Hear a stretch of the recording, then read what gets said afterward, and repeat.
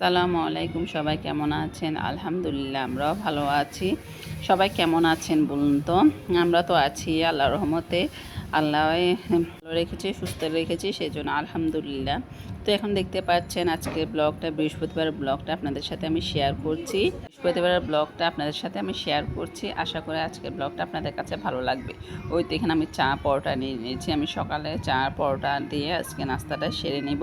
এখানে আমি লিকার দিয়েছি পরিমাণ মতো, কড়া করে চা বানাবো। তো চা নাস্তা খাওয়ার পর আমি দুপুরে রান্নাবান্নায় চলে এসেছি।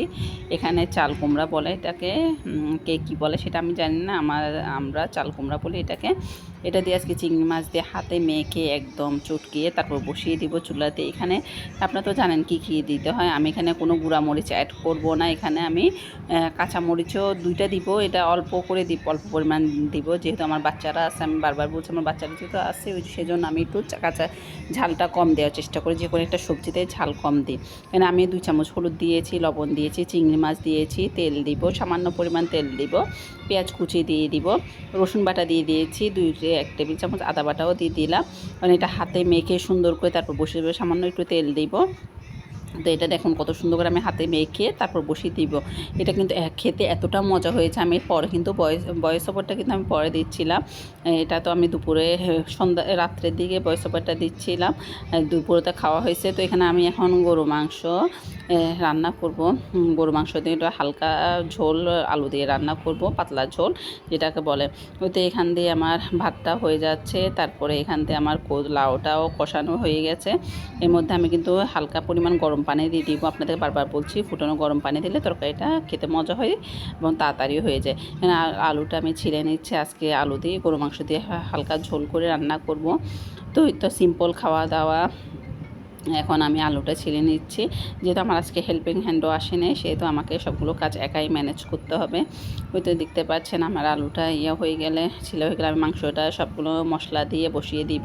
আপনারা তো দেখেছেন আমি কীভাবে গরু মাংস রান্না করি, সেটা রেসিপি আমার সাফিয়া ফুড ব্লগসে আছে। আপনারা চাইলে ইউটিউবের চ্যানেলে যাই দেখে আসতে পারেন আমি কীভাবে হাতে মেখে গরু মাংস রান্না করি। যে খেয়েছে সে বলেছে আমার মাংসটা কীভাবে রান্না করে আমি, সেই জন্য আপনাদের সাথে আমি সেটা শেয়ার করেছিলাম। আশা করি আমার ইউটিউব চ্যানেলে আপনারা যাই ঘুরে আসবেন, সাবস্ক্রাইব করবেন, আমার পাশে থাকবেন। ওই তো এখানে আমি এখন রসুন বাটা দিয়ে দিব 2 টেবিল চামচ, আদা বাটা দিয়ে দিব 2 টেবিল চামচ, যেহেতু আমি আলু দিব 2টা, বাচ্চাদের জন্য আলু দিব। তো এখানে আমি সবগুলো মশলা এক এক করে সবগুলো দিয়ে দিব। গরু মাংস তো সবাই রাঁধতে জানেন, এক একজনে এক একভাবে রান্না করে, এক একজনে কষিয়ে রান্না করে। আমার কাছে মনে হয় যেন হাতে মেখে রান্না করলে সেটা খেতে অনেক মজা হয় এবং সেটাই সুবিধা মনে হয় আমার কাছে গরু মাংসটা। তো আমি এখানে এক এক করে সবগুলো মশলা দিয়ে দিয়েছি। এখানে জিরা ধনিয়া যা যা আছে সবগুলো দিয়ে দেবো, পরে আমি গোটা মশলাগুলো অ্যাড করব। তো এখানে আমি সবগুলো মশলা দেওয়ার পরে এটা আমি লবণও দিয়ে দিয়েছি পরিমাণ মতো, লাগলে আবার দেওয়া যাবে। লবণ বেশি হলে আবার সমস্যা, কম হলে সমস্যা না, পরে টেস্ট করে দেখা যায়, যদি কম হয় আবার দেওয়া যাবে, এটা কোনো ব্যাপার না। তো এখানে হলুদের গুঁড়া, মরিচের গুঁড়াও দিয়ে দিলাম আমি। তো এখন এটা আমি হাতে মেখে সুন্দর করে হাতে মেখে এটা এখন বসিয়ে দেবো। এখানে কাঁচামরিচও দিয়েছি আমি। এখানে টমেটো, আমি কিন্তু সব কিছুতে টমেটো দিই, সেটা আপনারা জানেন। তো এটা আমি টমেটো দিয়ে দিব, সেটা আর ভিডিও করা হয়নি, আমি গোটা মশলাগুলো দিয়ে দিয়েছিলাম। তো এখানে আমি আলু ভেজে নিয়েছিলাম, আমার তেল ছিল ফ্রাই প্যানে, ওটাতে আলু ভেজে নিয়েছিলাম। 2টা আলু, বড় বড় আলু 2টা দিয়েছি। তো এটা এখন আমি ভালো করে কষানোর পরে, তারপর আলুটা দিয়ে ভালো করে কষানোর পরে আমি কিন্তু পরে এটাতে গরম পানি দিব।